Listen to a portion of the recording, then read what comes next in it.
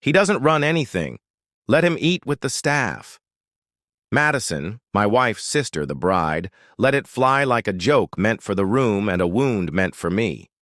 Crystal clinked, laughter fluttered, and my seat, conveniently parked beside the kitchen doors, suddenly felt like a kennel. Clara, my wife of 12 years, said nothing.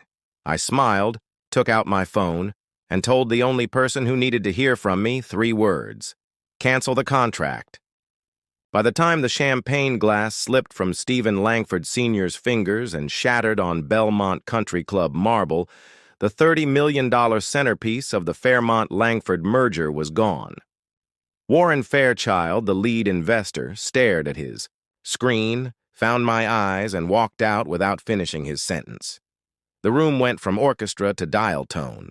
I stood, straightened the respectable tie Clara picked for photos, and left my place by the kitchen. They didn't just lose a deal that night. They lost the illusion that I'd sit quietly and fund it. The years you don't see from the outside, our life looked airbrushed. Colonial Revival in Westchester, matching Mercedes, Golden Retriever, named Gatsby, of course, and Christmas cards fit for a bank lobby. Inside those pictures, I was never David Redmond. I was my husband. At galas and charity dinners, Richard and Eleanor Fairmont, the self-crowned dynasty, introduced me like a coat rack that could sign checks. Clara perfected the smile you use when you want the room to believe everything's fine. David has his little side projects, she would say.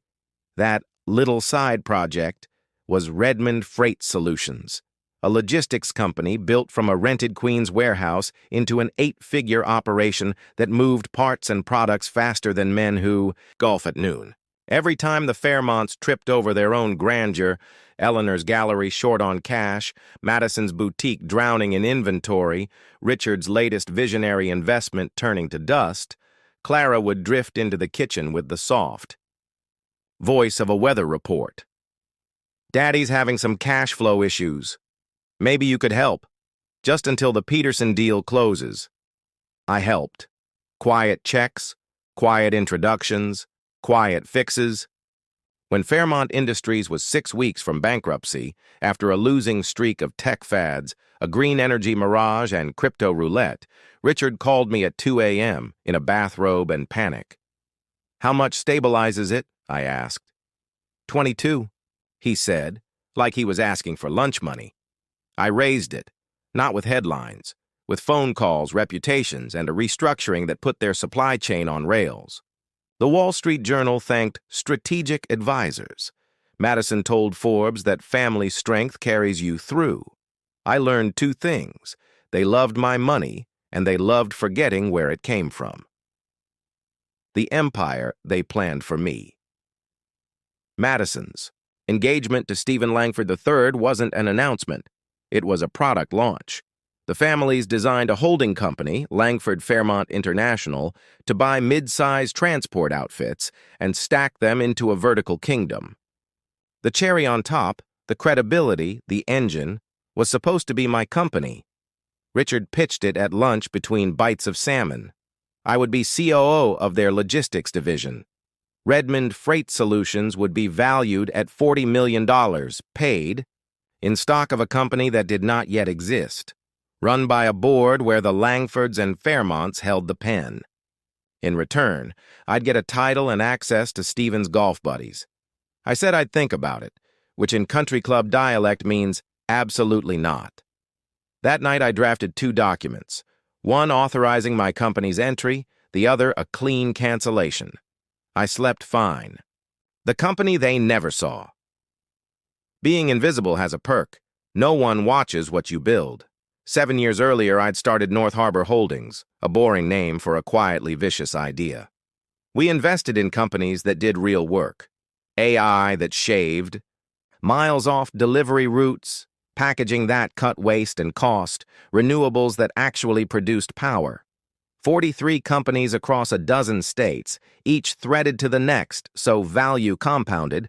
Our trucking used their software.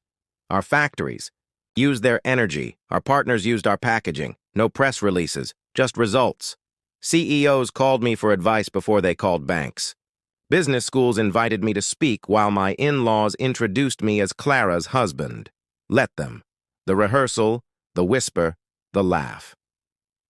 At the rehearsal dinner, Richard toasted family unity with a straight face. After a few glasses, of very expensive courage, Madison sidled up and dropped her real request in a whisper made to be overheard. Tomorrow. Keep him quiet. Clara laughed. That was new.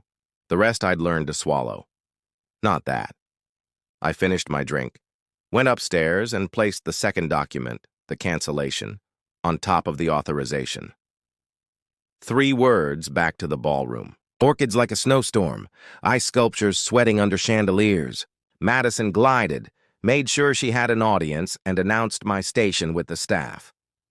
Phones began to buzz before the laughter died. Warren Fairchild said very publicly, "I don't do business with amateurs," and left. Stephen's father barked into his phone. Assistants scurried. The head table lost its color. My wife touched her throat like she'd swallowed a blade. I left through the foyer. By dawn, the story had a title. Deal collapses during I-Do's. Fairmont stock fell 60% by Monday.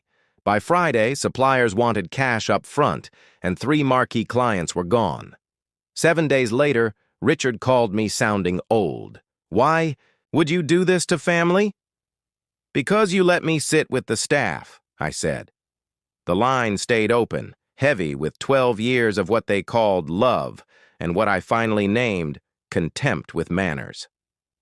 What happened after? The divorce was clean. Clara moved back with her parents. The house understood silence better than we ever did. Redmond Freight never joined their holding company because ours, the Redmond Group, went public instead. We rang the bell last spring and cleared a $2 billion market cap before lunch. North Harbor now backs more than 100 firms in 15 states. CEOs call me first. I take some calls. I ignore a few. Madison's boutique shuttered 6 months after the wedding. I ran into her once at Nordstrom. She looked up, almost smiled, then looked past me the way rich people do when they can't. Remember where they know you from. I remembered. I work from a tower that looks down on the ballroom where they laughed. Sometimes on the way to a meeting, I pass a hotel event space glowing with flowers and chandeliers. I think about that seat by the kitchen doors and the only lesson that mattered. If you're going to treat the person footing the bill like staff, be very sure they don't also hold the off switch.